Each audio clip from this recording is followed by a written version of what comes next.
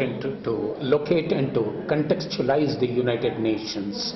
Not just sitting in Bangalore, but we will have to locate the United Nations, contextualize it in the context of a so-called third world country like India, and also keeping in mind many other third world countries, especially Africa. You see, till the 60s and 70s, the UN was able to do something, but that was charity work. Under UNICEF, CARE, World Health Organization, supplying food, supplying medicine, but that's soft politics. And I think we need to go beyond all that. United Nations policies are drifting out of people's hands, because there are very many other players, like the World Bank, International Monetary Fund. All these are the bigger players, and the corporate sector in health, pharmaceutical industry are all the players in derailing these policies. So at the moment, if you ask me as a People's Health Movement activist, I must say they are nowhere near people's reach, and they already drifted out of hand of UN's policy itself. And it requires a very, very great effort and reworking of the implementation of the policy for the UN. And that is a big challenge for the UN to do. Give me a single instance of the United Nations raising very fundamental questions against Israeli invention, Israeli attacks anywhere, or American aggression anywhere. Now, when you raise these very hard political questions, and when I use an expression like hard political questions, I also have in mind questions of justice. Questions of justice, you will notice that the United Nations has failed miserably. The UN policies, and as they are practiced by their member organizations like UNICEF, WHO and others, were in principle very, very pro-poor and pro-poor communities. But one must say there is a lot of slip between the cup and the lip.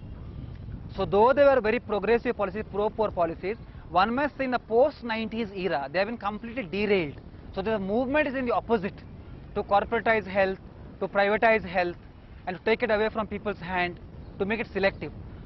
So what I really look at UN is to take cultural specificities of the various communities and respond to that particular community, protecting its integrity, protecting its aspirations towards developmental questions.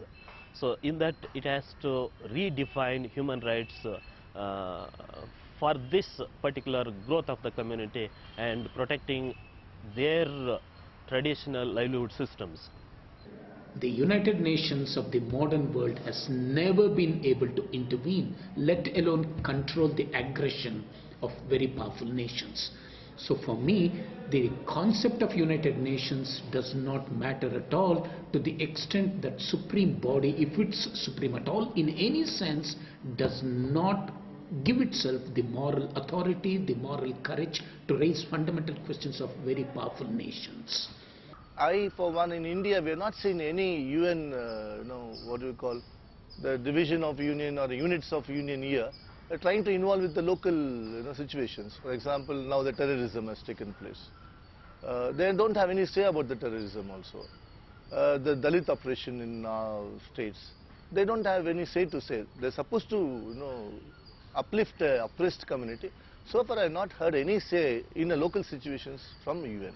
And I'm also very sad that India does its best to get into the United Nations, because India does not recognize the human rights question at all.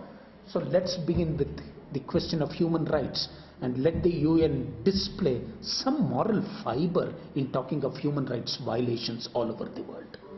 There's no need for the United Nations to exist if it cannot, at least now, bring itself to this.